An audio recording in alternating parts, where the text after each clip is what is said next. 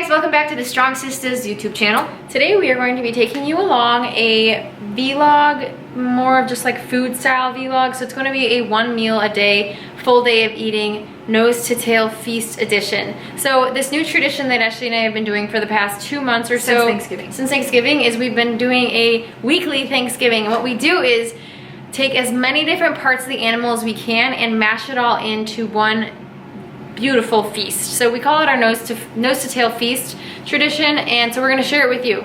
So most days of the week we keep it pretty simple with just our chuck steak, eggs, liver, suet, but not on this nose to tail feast day. We are trying to spark some creativity in the kitchen, have some fun. Yeah, and make these parts probably like a little bit more approachable for you guys to get creative with as well. So we're gonna show you everything we're gonna make today, and yeah.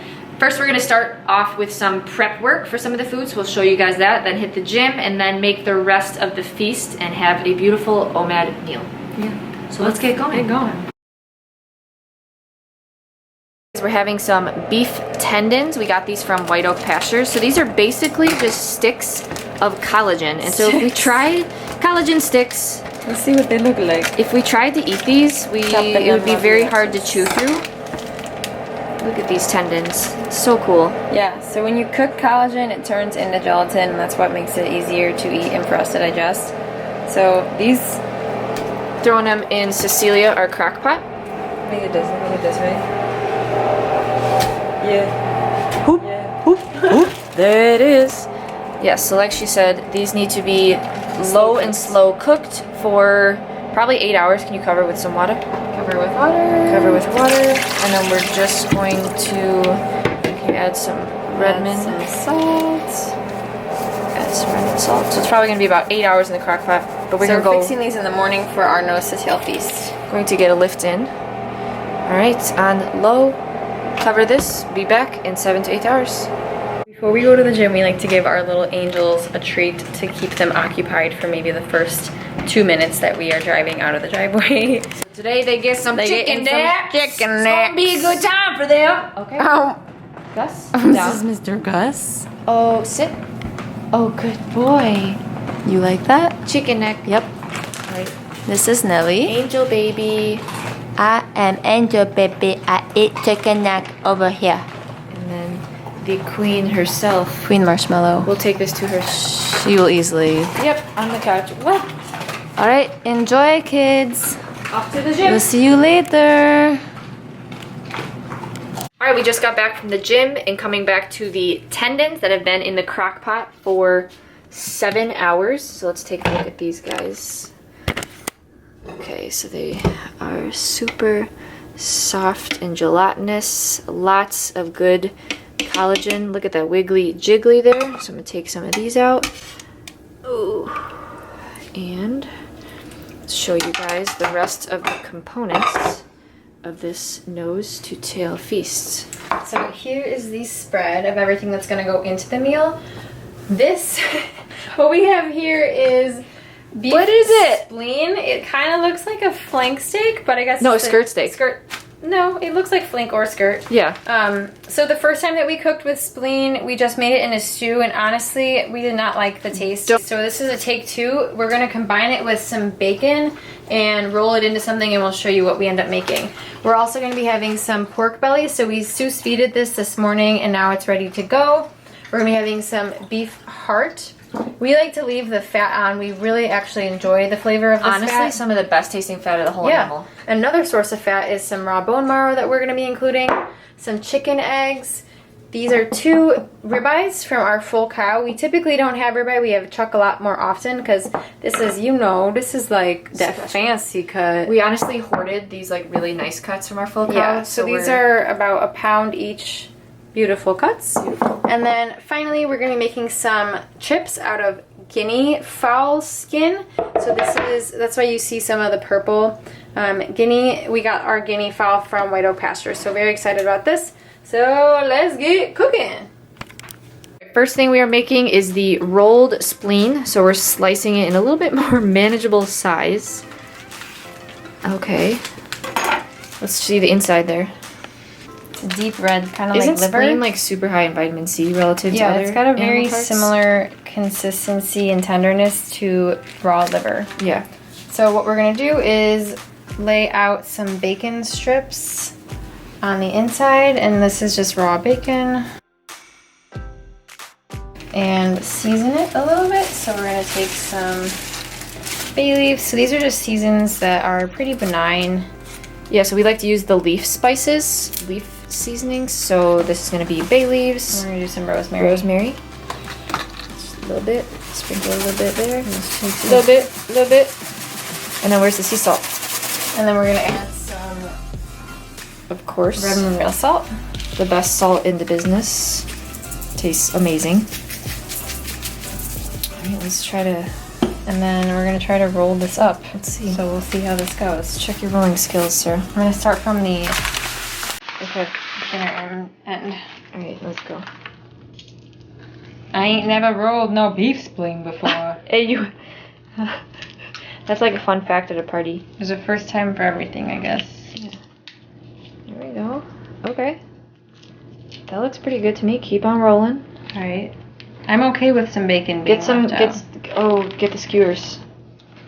This is not the prettiest roll. We could maybe tighten this. I never said this was gonna be pretty. Let's tighten this. Not working that well. Not going to roll the whole spleen. Going to not work out well. We're going to slice it up into sizes that are about the same width as the bacon. So as you can see there.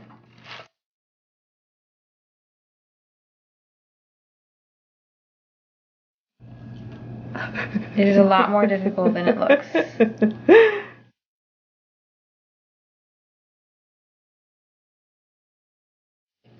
Let me put a stick in it.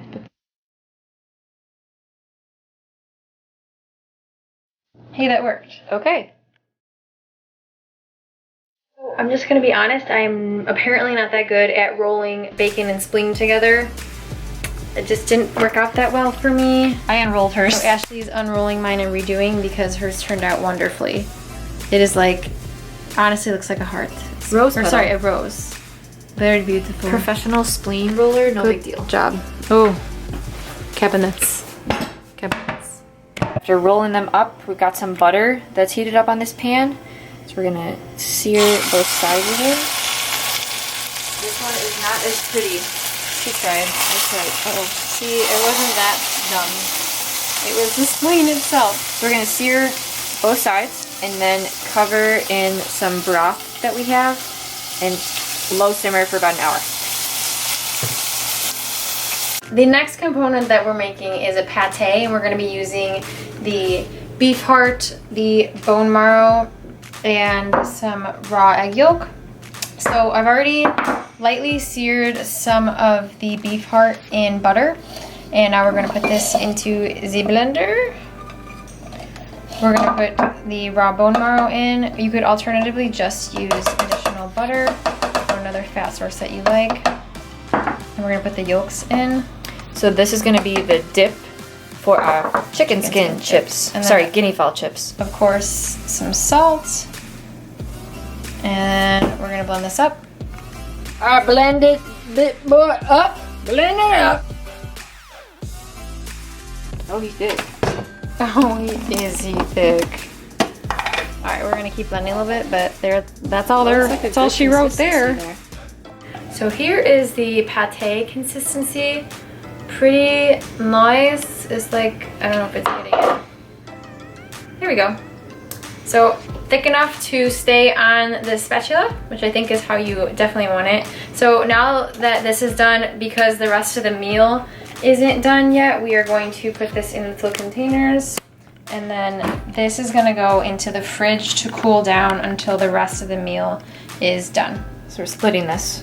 One for her, one for me.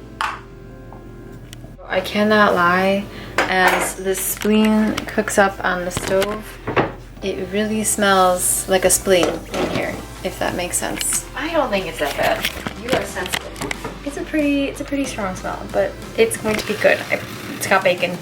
All right, so the next thing we're doing are the guinea fowl chips. So tip, Skin. give them that tip. So apparently if you put some baking powder on the skin, it'll crisp up a little bit more. So we're gonna sprinkle on some baking powder. Very light sprinkle though, or else it will Baking probably soda. just taste Baking. like baking soda. You know, I can't even see if I'm very light snowstorm. Not aggressive. Not aggressive here. Not aggressive. What temperature should we have the air fryer at? 400? Yeah, let's do 400. Alright, We're YOLOing this. got- This is Agatha, guys. Agatha, our air fryer. Agatha, say hello to the air fryer. Alright.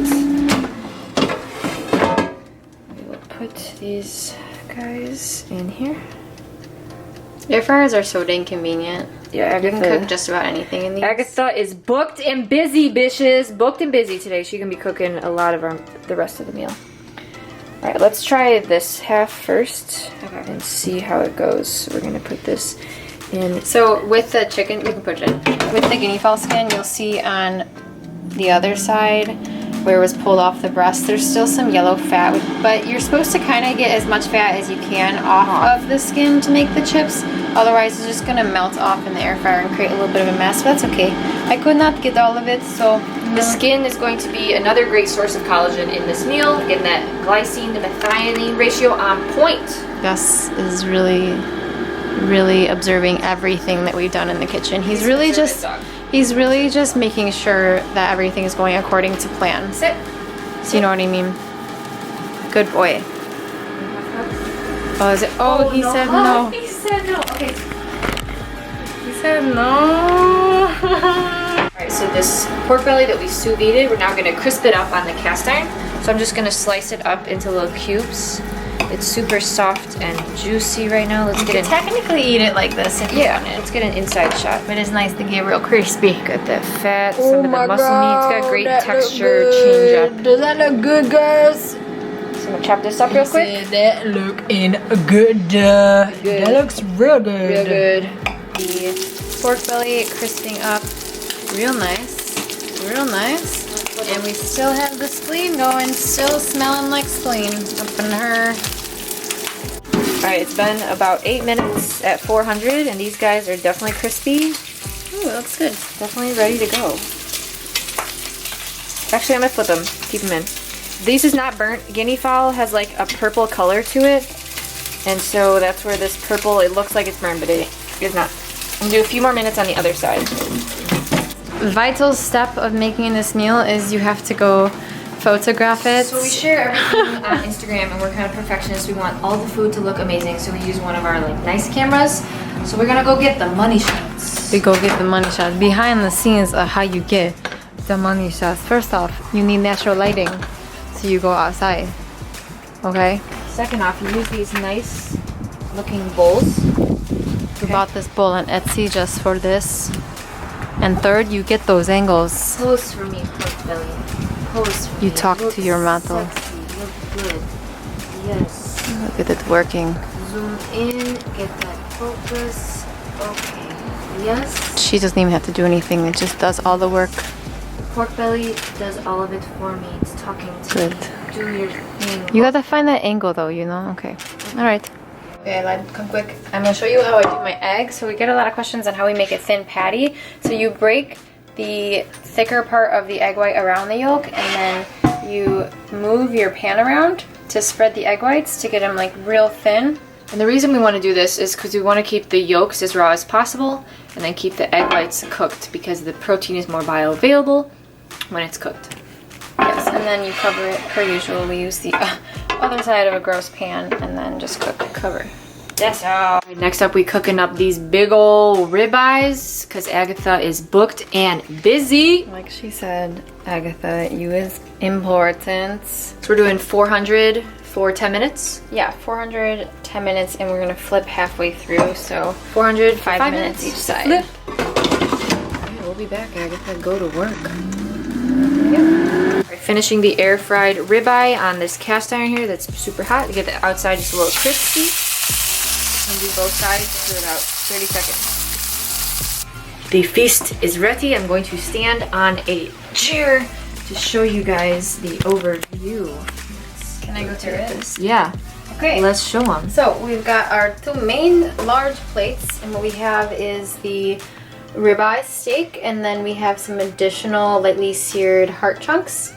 Got 3 over easy eggs, and that's the same on this plate too. Okay, hang on. I just gotta give a moment of silence for this ribeye. Beautiful. The yellow fat chunks. It's looking nice. Yes. Okay, we've got the beef tendon, lots of collagen. We've got the seared pork belly that we'll just split. We have the 2 spleen bacon rolls. Who's laughing now? Mine's bigger. Pretty. And then we have the guinea fowl skin chips to dip into our heart, bone marrow, and egg yolk pate. Heart pate, chips and dip. This is looking real bumpin'. Very excited. Bring it down here. Let's try some of this Okay. spleen. It seems this way of cooking, like really, It's kind of rubbery, it looks. it's a little rubbery, yeah. So you can kind of pull it apart. So we're gonna try pull it apart. And then I'm gonna pull this apart even more. Okay, let's see.